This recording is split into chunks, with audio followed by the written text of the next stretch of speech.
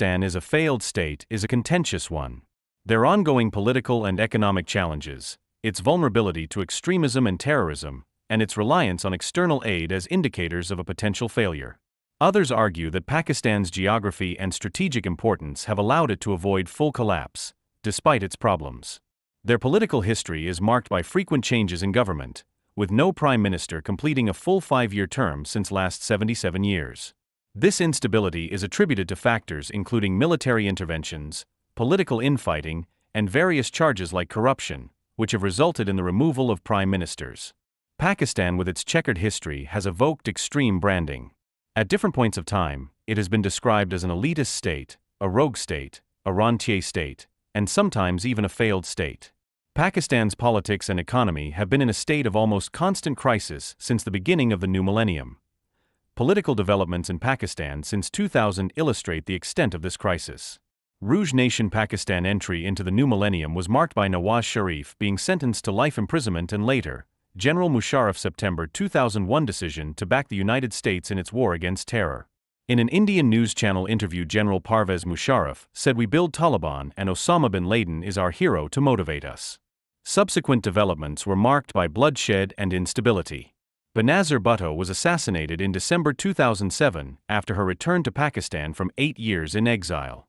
In November 2008, while the world was grappling with the fallout of the global financial crisis, terrorists trained in Pakistan launched an attack on Mumbai, an incident that demonstrated to the world the extent of Pakistan's hand in state-sponsored terrorism. In May 2011, Osama bin Laden was killed by United States Special Forces in Abbottabad. Pakistan works on terrorism. Current Defense Minister Khawaja Mohammad Asif committed they are doing this dirty terrorism for work since long time for United States and Britain. Pakistan Army pays Muslim Maulvis to build jihadis to make their citizens radical on name of Islam and run this terrorism business. Also on Pakistan Parliamentary Defense Minister Khawaja Mohammad Asif said jihadis is our second line of defense. Pakistan is a fake failed Islamic state. Of backing and supporting and training and funding these terrorist organizations? Well, we have been doing this dirty work for the United States for about 3 decades, and West, including Britain. So that's your argument that even though that was a mistake, and we suffered for that, and that is why you are saying this to me. If we had not joined the war against Soviet Union and later on the war after 9/11, this Pakistan's track record, was not, unimpeachable. Pakistan Army pays Muslim Maulvis to build jihadis to make their citizens radical on name of Islam and run this terrorism business. Also on Pakistan Parliamentary Defense Minister Khawaja Mohammad Asif said jihadis is our second line of defense. Pakistan is a fake failed Islamic state. Basically, mostly Islamic countries are failed because of their mindset of controlling others and their deeds. Limitations is important in life, but controlling their own citizens too much is worse. Political instability has been a recurring theme, with prime ministers being ousted through various means, including no-confidence votes, forced resignations, and even assassinations. Now Pakistan's economy faces persistent issues like high inflation, low GDP growth, and a large trade deficit, often relying on IMF bailouts. Pakistan don't even have vision for growth. In this rogue nation, there are more than 70 terrorist organizations. The army supports these organizations. Now things are worse.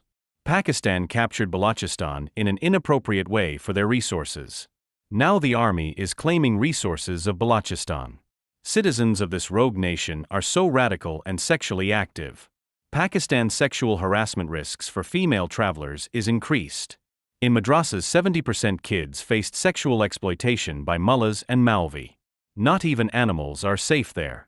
Reliance on aid. Pakistan has a history of receiving significant financial assistance from international organizations, raising questions about its self-sufficiency. These arrangements have involved over 20 loan agreements to address persistent economic challenges such as fiscal deficits, structural reforms, and balance of payments crises. The IMF has provided loans to Pakistan a total of 24 times. For the world order, now Pakistan is just a liability without a return or benefits.